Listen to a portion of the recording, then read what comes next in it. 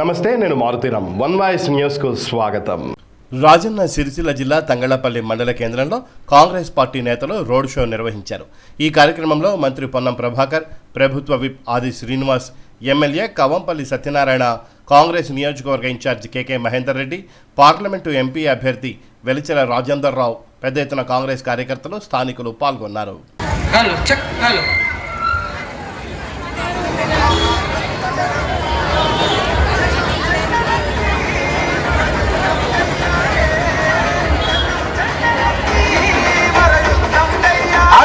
అందరూ ఒక నిమిషం ఆగండి. అధ్యక్షులు గారు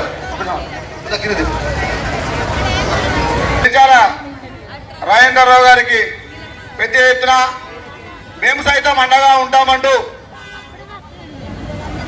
పిలిచిన నాయకులు వైద్య శివప్రసాద్ గారిని వేదికపైకి రావాల్సిందిగా కోరుతా ఉన్నాం. కామిని వనిత గారిని వేదికపైకి రావాల్సిందిగా కోరుతా ఉన్నాం. అలాగే మాజీ మార్కెట్ కమిటీ చైర్పర్సన్ లింగం రాణి గారిని వేదికపైకి రావాల్సిందిగా కోరుతా ఉన్నాం. అలాగే ఎన్ఎస్ఏ జిల్లా ప్రెసిడెంట్ ఇప్పుడే వేదిక వద్దకు విచ్చేస్తున్నటువంటి మినిస్టర్ గారికి మే 13 తారీఖు నాడు జరగనున్నటువంటి లోక్సభ ఎన్నికల్లో కాంగ్రెస్ పార్టీ అభ్యర్థిగా మీ అందరి ఆశీర్వాదం తీసుకోవడానికి వచ్చినటువంటి వెలిచెల రాజేందర్ గారికి ఒకసారి గట్టిగా చప్పట్లు కొట్టి ఆశీర్వదించాల్సిందిగా కోరుతా ఉన్నా. అమ్మా, ఈరోజు ఒక్కసారి జరుగుతున్న వాస్తవాన్ని ఆలోచించండి. ఆనాడు 2000 అభ్యర్థులు కావచ్చు, అందరికీ అన్ని రకాలుగా సహకారం అందించిన పార్టీ కాంగ్రెస్ పార్టీ. ప్రతి వాగ్దానాన్ని నెరవేర్చినాం. అదేవిధంగా మొన్న తెలంగాణ సాధించుకున్న తర్వాత 10 సంవత్సరాలు అధికారంలో ఉన్న టీఆర్ఎస్ పార్టీ నేతృత్వానికి వ్యతిరేకంగా ప్రజాస్వామ్యాన్ని నెలకొల్పాలని మీ అందరి ఆశీస్సులతో తెలంగాణలో ఏర్పడ్డ ప్రజాపాలన కాంగ్రెస్ ప్రభుత్వంలో రాగానే నా తెలంగాణలో ఉన్నటువంటి అక్కా చెల్లెలందరికీ ఆర్టీసీ బస్సుల్లో ఉచితంగా ప్రయాణం చేసే సౌకర్యం కలిగిన కాంగ్రెస్ పార్టీ. దాంతో పాటుగా ఈరోజు 500 రూపాయలకే సిలిండర్, 200 యూనిట్ల ఉచిత విద్యుత్తును ఇస్తున్నటువంటి పార్టీ కాంగ్రెస్ పార్టీ. త్వరలోనే పెళ్ళై పిల్లలు పెరిగి వాళ్ళ పిల్లలు పెరిగితే కూడా రేషన్ కార్డు ఇవ్వని పరిస్థితి.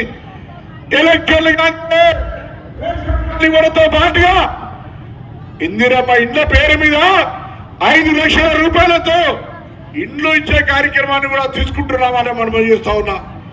దాంతో పాటుగా ఆగస్టు నెలలో 2 లక్షల రైతుల రుణమాఫీతో పాటుగా 4,000 రూపాయల పెన్షన్ ఇచ్చే కార్యక్రమాన్ని కాంగ్రెస్ పార్టీ చేపట్టబోతోంది. అమ్మా, 10 సంవత్సరాలు పరిపాలించిన టీఆర్ఎస్ పార్టీ వాళ్ళు ఏం చేసినారు? ఎక్కడైనా డబుల్ బెడ్రూమ్ ఇచ్చిండ్రా? స్వయంగా ముఖ్యమంత్రి కొడుకే కదా మన ఎమ్మెల్యే మంత్రి. ఎవడా పిండయ్యా డబుల్ బెడ్రూమ్ ఇయ్యలే? బీడీ కార్మికులకు పెన్షన్ ఏమైనా ఇచ్చిండా? లేకపోతే నిరుద్యోగ సమస్య పరిష్కరించిండా? అవన్నీ ఏం చేయాలి? అందుకే కాంగ్రెస్ పార్టీ మీద విశ్వాసం కొద్ది మీరు ఈరోజు రాబోయే పార్లమెంట్ ఎన్నికల కాంగ్రెస్ గెలిపేయండి. తప్పకుండా మీ అందరూ ఆకాంక్షలకు అనుగుణంగా మీరు ఊహిస్తున్నట్టుగా బీడీ కార్మికులకు సంబంధించిన సమస్య కావచ్చు, లేదా 4,000 రూపాయల పెన్షన్ కావచ్చు, పెన్షన్ రానులకు కూడా కొత్తగా పెన్షన్ ఇచ్చే కార్యక్రమం చేపడతాం. రేషన్ కార్డులు 5 లక్షలతో ఇందిరా మిండ్లు, 2 లక్షల రుణమాఫీ, వచ్చే వర్షాకాలం పంటకు 500 రూపాయల బోనస్ తోటి వారి ధాన్యాన్ని కూడా కొనుగోలు చేసే కార్యక్రమం. నేను కాంగ్రెస్ పార్టీ కార్యకర్తలు కోరుతాను, ముఖ్యంగా ఊర్లలో కల్లా ఎగిరే చెప్పండి, భారతీయ జనతా పార్టీని నిలదీయండి, టీఆర్ఎస్ పార్టీ నిలదీయండి. 10 ఏళ్ళు ఏం చేసి బిడ్డ మా రాష్ట్రానికి, మా ఊరికి.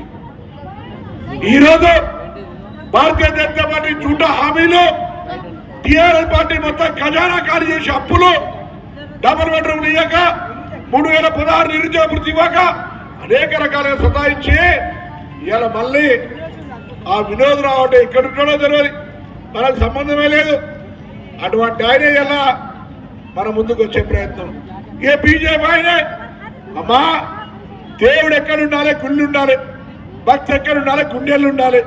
కానీ ఒక తపారా పెట్టుకొని తపాలను దేవుని ఫోటో పెట్టి రాముని పేరు మీద ఓట్లు అడుగుతా ఉన్నారు. దయచేసి ఆలోచన చేయండి.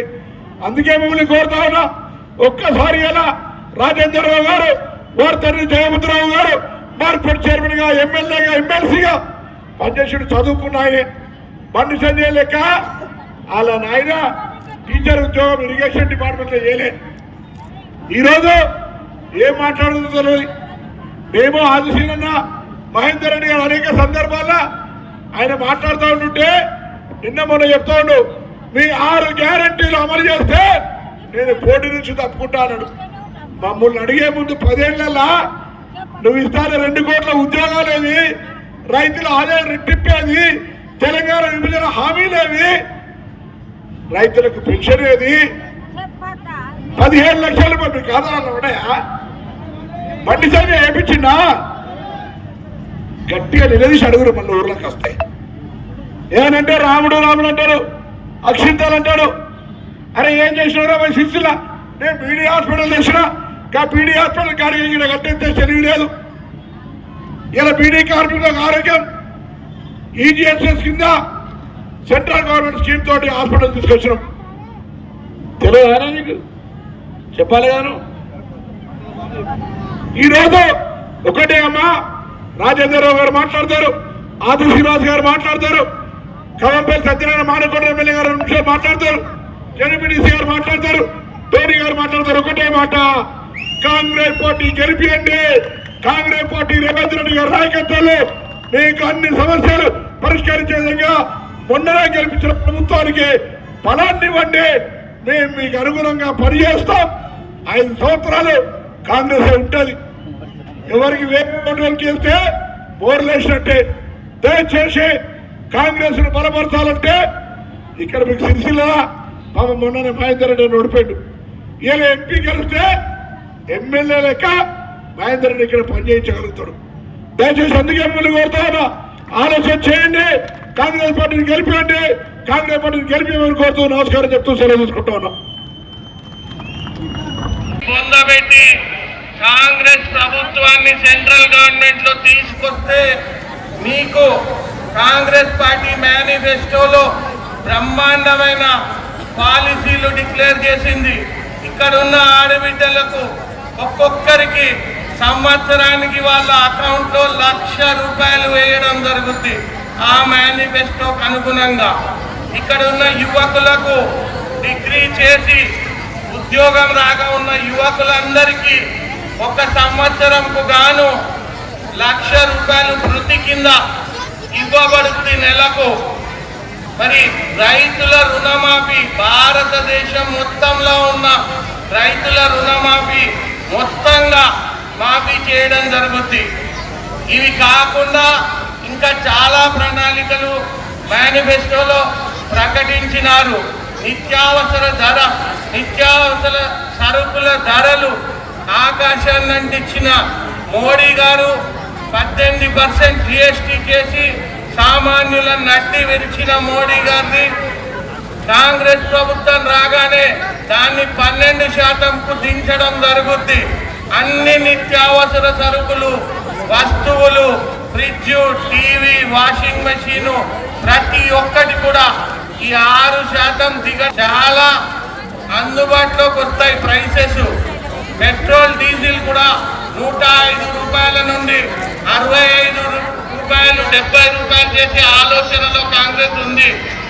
భారత్ జోడో యాత్రతో 10,000 కిలోమీటర్లు కన్యాకుమారి టు కాశ్మీర్ ప్రయాణించిన రాహుల్ గాంధీ భారతదేశంలో మతాల మధ్యల వైషమ్యాలు, కులాల మధ్యల వైషమ్యాలు లేకుండా భారతదేశంను ఒక్కటిగా ఐకమత్యంగా ఉంచేయడానికి అత్యంత ప్రాధాన్యత ఇస్తున్నారు. బీజేపీ, మోడీ భారతదేశాన్ని విచ్ఛిన్నం చేసి మతాల మధ్యల చిచ్చు, కులాల మధ్యల చిచ్చు, లాంగ్వేజెస్ మధ్యల చిచ్చు పెట్టి భారతదేశాన్ని విచ్ఛిన్నం చేసే ప్రయత్నంలో ఉంది.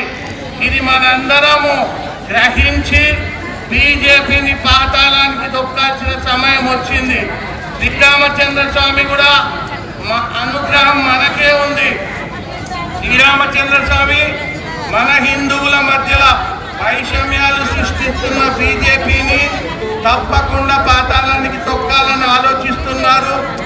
కాంగ్రెస్ రామరాజ్యం తేవబోతుంది కాబట్టి రామరాజ్యం అంటే మీ పొట్ట మీద కొట్టకుండా మీ సామాన్యులకు సంతోషంగా ఉండే పాలసీలు తేవడం కాబట్టి రామరాజ్యం మనమే తెస్తామని శ్రీరామచంద్రుని ఆశీస్సులు మనకున్నాయి. మనం ఖచ్చితంగా శ్రీరామచంద్రుని ఆశీస్సులతో కాంగ్రెస్ పార్టీ గెలవడం జరుగుతుంది. మరి ఇప్పుడు ఉన్న పార్లమెంట్ సభ్యుడు బండి సంజయ్కి చదువు రాదు, చదువు సంధ్య లేదు, 10th ఫెయిల్, హిందీ రాదు, ఇంగ్లీష్ రాదు, ఒక ప్రణాళిక వేయలేడు, ఒక్క ఫ్యాక్టరీ తేలేదు, ఒక ఇండస్ట్రీ తేలేదు, అన్ఎంప్లాయ్మెంట్ విషయంలో ఆలోచించాడు. హ్యాండ్లూమ్ టెక్నాలజీ సెంటర్ సిరిసిల్లలో అవకాశం ఉన్నా తేలేకపోయినాడు. మెగా టెక్స్టైల్ క్లస్టర్ సిరిసిల్లాకు వస్తే అది హన్మకొండ తరలిపోతుంటే కళ్ళప్పగించి చూస్తూ కూర్చున్నాడు. ఇంకా రైల్వే స్టేషన్ F గ్రేడ్ నుంచి D గ్రేడ్ చేయలేకపోయినాడు. కేసీఆర్ గారు, కేటీఆర్ గారు వాళ్ళ స్వంత డిస్ట్రిక్ట్, స్వంత సిటీ సిద్దిపేట దాకా రైల్వే లైన్ హైదరాబాద్ నుంచి మనోహరాబాద్ వయా మనోహరాబాద్ తెచ్చుకున్నారు. అక్కడి నుంచి సిరిసిల్ల మీదుగా కరీంనగర్కు రావాల్సి ఉండే. కరీంనగర్ ప్రజలు, సిరిసిల్ల ప్రజలు రైల్వే లైన్ కోసం కళ్ళు కాయలుగా కాసినట్టుగా వెయిట్ చేస్తున్నారు. మరి ఆ రైల్వే లైన్ సిద్దిపేట టచ్ కాగానే వాళ్ళు మాకు వచ్చేసింది, ఇంకా కరీంనగర్కు సిరిసిల్లకు అవసరం లేదు అని చెప్పి అక్కడే వదిలేసినారు. బండి సంజయ్ కూడా ఏదైతుందో ఆయనకి ఏది అర్థం కాదు కాబట్టి అది వదిలేసినాడు. నాకు మీరు ఒక్క అవకాశం ఇస్తే ఖచ్చితంగా రైల్వే లైన్ నేను 3 ఏళ్లలోనే కంప్లీట్ చేస్తాను కరీంనగర్ దాకా అని మీకు వాగ్దానం చేస్తున్నాను. 3 ఏళ్లలో కంప్లీట్ చేయకపోతే నేను రాజీనామా చేస్తాను నా పార్లమెంట్ సభ్యత్వానికి. బండి సంజయ్ ఏ పని చేయకుండా దేవుని పేరు మీద ఓటు అడగడం చాలా శోచనీయం. మీరంతా ఆలోచించి ఈసారి ఒక్కసారి నాకు అవకాశం ఇవ్వండి. మా తండ్రి గారు మీకు సుపరిచితులే. మధ్యలో బతుకు, కరీంనగర్ ప్రజలతో మమేకమై వాళ్ళ మధ్యలో ఉండి నీ చివరి రక్తం కొట్టు వరకు వాళ్ళకు సేవ చేయాలి. నీ భార్య పిల్లలే నీ ఫ్యామిలీ కాదు, కరీంనగర్ మొత్తం నీ ఫ్యామిలీ అని ఒక ఒట్టు పెట్టించుకున్నాడు. ఆ ఒట్టుకు అనుగుణంగా దేవుడు ఎలా తిప్పాడో కానీ పొన్నం ప్రభాకర్ గారు, ఎమ్మెల్యేలు, కాంగ్రెస్ ఇన్ఛార్జీలు నన్ను ప్రతిపాదించి పార్లమెంట్ క్యాండిడేట్గా మీ ముందుంచారు.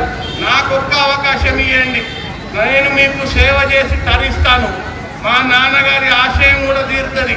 నేను మీ మధ్యలో ఉండి నా చివరి రక్తం పొట్టు వరకు సేవ చేయాలని. నాకు డబ్బుతో పని లేదు, నాకు దేవుడు ఇచ్చిన కాడికి మంచిగానే ఉన్నా. నా 2 బిడ్డల పెళ్లిలైంది. మీ ఆశీర్వాదం కోసం పరిస్థితి తప్పిస్తున్నా. బండి సంజయ్ గారు ఆయన 2014లో కంటెస్ట్ చేసినప్పుడు భార్య మళ్ళీ పైపెత్తు మాట్లాడుతాడు. ఈ రాష్ట్రంలో ఇక్కడి నుంచి ఇలా ఎవరినైతే తరిమి కొట్టినావో ఆ కేసీఆర్ గారు మాట్లాడిండు, నేను భారత రాజ్యాంగాన్ని మారుస్తా అని చెప్పి. అంటే మీరు ఏమన్నారు? భారత రాజ్యాంగాన్ని ఇలా మార్చడానికి నీకు హక్కు ఎక్కడిదిరా అని చెప్పి ఆయనను మార్చి ఈ రాష్ట్రంలో కాంగ్రెస్ పరిపాలన తీసుకొచ్చిన ఘనత మీది. అదే మాదిరిగా ఈ దేశంలో 400 సీట్లు ఇస్తే మళ్ళీ రాజ్యాంగాన్ని మారుస్తారట. రాజ్యాంగాన్ని ఏ విధంగా రాస్తాయా? ఇలా మనువాద రాజ్యాంగం మళ్ళీ అమల్లోకి తీసుకొస్తారు. ఇలా మనువాద రాజ్యాంగం ఏమంటది? ఇలా మనువాదం ఏం చెప్పింది? అస్పృశ్యతను, అశ్లీలతను, వీటన్నిటిని కూడా ఆ రోజు ఎంకరేజ్ చేసి మళ్ళీ చెప్పులు లేకుండా మనం పోవాలి. గుళ్ళల్లోకి దళితులు, గిరిజనులు, హరిజనులు ఎవరు కూడా పోవడానికి వీలు లేదు. ఈ మోడీ ప్రభుత్వం అటువంటి మనువాద రాజ్యాంగాన్ని తీసుకొచ్చి మన రిజర్వేషన్లు ఎందుకు చేస్తాడట? దళితులకు, హరిజనులకు, గిరిజనులకు వచ్చే రిజర్వేషన్లన్నీ కూడా తీసేసి ఈ భారత రాజ్యాంగాన్ని మార్చి ఆదాని, అంబానీల చేతుల్లో పెట్టి వాళ్ళ మడుగులొత్తుతూ వాళ్ళు కనసన్నలలో ఈ రాష్ట్రాన్ని, ఈ దేశాన్ని పరిపాలిస్తూ ఈ దేశాన్ని విచ్ఛిన్నం చేసే కుట్ర ఇయాల చేస్తుంది. దానికి ఇక్కడ నుంచి రిప్రజెంటేటివ్ గా మనకు గత 5 సంవత్సరాలుగా ప్రాతినిధ్యం వహిస్తున్న బండి సంజయ లేకుంటే తొండి సంజయ ఆయన బండి తొండే కదా, ఎప్పుడు మాట్లాడిన తొండే. నేను అనుకున్న పాపం బండి సంజయ్ మంచోడేమో, మానవతా దృక్పథం ఉండడమో నేను అనుకున్నా. ఎందుకంటే నేరెళ్ళ గడనప్పుడు అనేకమైన మాటలు చెప్పిండు, కళ్ళబొల్లి మాటలు మాట్లాడిండు, కళ్ళ నుంచి నీళ్లు వచ్చిండు. నేను అనుకున్న పాపం ఈయన బీజేపీ పార్టీలో తప్పు పుట్టిండేమో, ఈయన అనవసరంగా ఇలా ఆర్ఎస్ఎస్ పార్టీలో తిరిగిండేమో నేను అనుకున్నప్పుడు. కానీ అసలు రంగు బయటపడ్డది. ఇవాళ ఏదైతే ఆ దళితులకు నేరెళ్ళగడంలో జరిగిన సంఘటన ఉందో దానిపైన ఎస్సీ కమిషన్ వాళ్ళ యొక్క ఎంక్వైరీ రిపోర్ట్ ఇంతవరకు రాలే. అందులో వాళ్ళకి ఎక్కడ ఉన్న న్యాయం జరగలే. తరువాత నేరెళ్ళ బాధితులకు దొరికిన పాపాన పోలేయాలా. అదే కాంగ్రెస్ పార్టీ ఇలా అధికారంలోకి రాగానే మా గౌరవ ముఖ్యమంత్రి రేవంత్ రెడ్డి గారు ఒకటే మాట అన్నారు.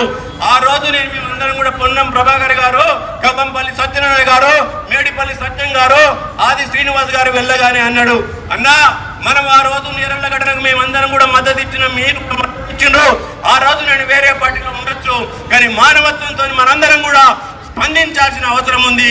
ఆ నేరెళ్ళ దళిత హరిజన గిరిజన బిడ్డలకు మనం న్యాయం చేకట్టుకునే అవసరం ఉంది. కాబట్టి మనమందరం కూడా వాళ్లకు అండగా ఉందాం.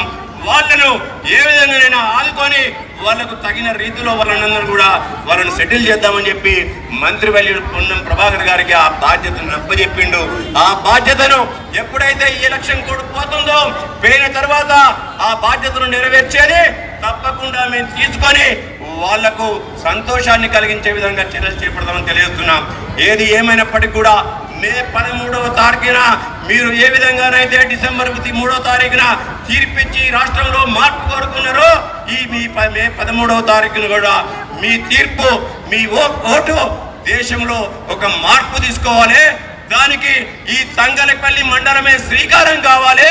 నాకు మొన్న ఏ విధంగా మీరు అత్యధిక ఓట్లు ఇచ్చిండ్రో ఇప్పుడు దానికి మరింతలుగా ఓట్లు ఇచ్చి మన గౌరవ పార్లమెంటుకు పోటీ చేస్తున్న బెలిచాల రాజేందర్ రావు గారి గుర్తైన చేతి గుర్తు పైన ఓటేయాలని చెప్పి మీ అందరు కూడా పేరు పేరున విజ్ఞప్తి చేస్తూ సెలవు తీసుకుంటున్నాడు. కాంగ్రెస్.